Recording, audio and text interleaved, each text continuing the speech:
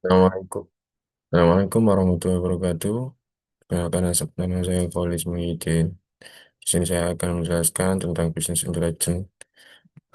Memanfaatkan bisnis intelligence untuk menganalisis risiko dan salah pada marketplace Tokopedia berdasarkan metadata. Itu kerangka IMRET. Ada empat. Yang pertama, introduction. Yang kedua, method. Yang ketiga, result. Dan discussion. Nomor satu, introduction, perkembangan marketplace digital di Indonesia, khususnya Tokopedia memberikan peluang besar bagi pelaku usaha untuk memutuskan jangkauan penjualan melalui platform online. Metode, yang kedua ada metode, topik investigasi, sumber data, metode pengelolaan data, komponen business intelligence, POV, pengguna business intelligence. Topik investigasi, Topik investigasi yang dipilih adalah retensi seller di marketplace Tokopedia. Berdasarkan metadata produk, seller dipilih karena memiliki peran penting dalam menjaga keberlangsungan ekosistem marketplace. Sehingga penurunan jumlah seller dapat mempengaruhi variasi produk, daya saing, dan kepuasan konsumen. Nomor data. Data yang digunakan simulasi ini menggunakan data pabrik Indonesia e-commerce dataset, Tokopet listing dari Kaggle sebagai dasar analisis bisnis intelligence.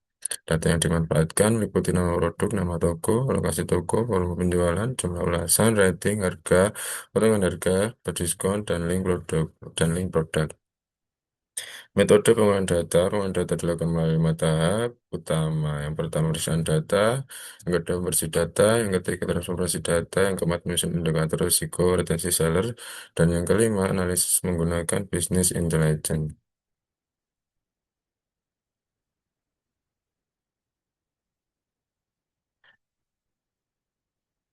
Komponen business intelligence, simulasi business intelligence dari 5 komponen utama. Data integration digunakan untuk menggabungkan dan membersihkan data produk, harga rating, penjualan, lokasi, serta kategori sehingga menghasilkan data set yang siap dianalisis beserta indikator risiko retensi seller.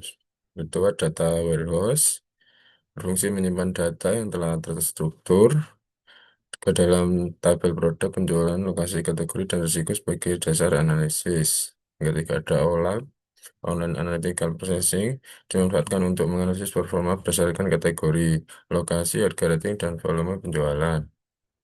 Yang keempat, ada report, menyajikan hasil analisis dalam bentuk laporan performa produk, tingkat risiko retensi, hubungan rating dengan penjualan, serta rekomendasi strategi bagi marketplace. Sementara itu, dashboard menampilkan informasi secara visual dan interaktif, seperti overview marketplace performa produk, tingkat risiko, dan lain-lain.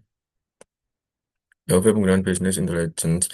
Penggunaan dan pengambilan keputusan Business Intelligence, simulasi Business Intelligence ini dirancang untuk mendukung 3 level pengguna, yaitu operasional, taktis, dan strategis. Pada level operasional, tim seller support memanfaatkan dashboard untuk mengidentifikasi seller atau listing dengan performa rendah serta mengambil tindakan seperti memberikan panduan optimasi, membantu perbaikan rating, dan menindaklanjuti listing berisiko tinggi pada level taktis. Manajer kategori atau seller development menggunakan laporan BI untuk menyusun program promosi, pelatihan, campaign, pemasaran, serta menentukan prioritas kategori dan dukungan bagi seller. Nomor tiga, ada result.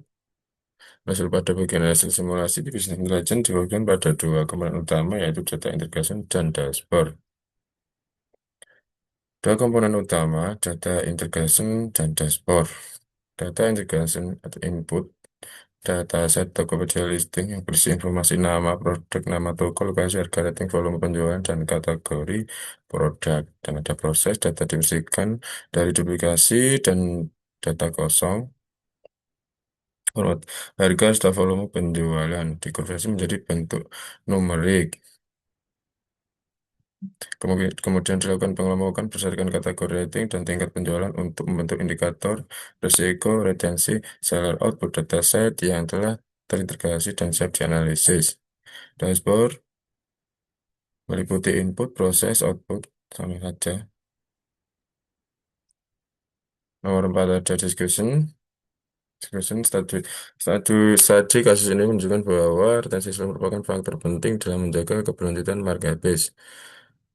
Keberlanjutan problem tidak hanya ditentukan oleh jumlah pembeli, tapi juga oleh kemampuan mempertahankan sel agar tetap aktif dan kompetitif melalui pendekatan bisnis intelijen. Terima kasih dari saya. Assalamualaikum warahmatullahi wabarakatuh.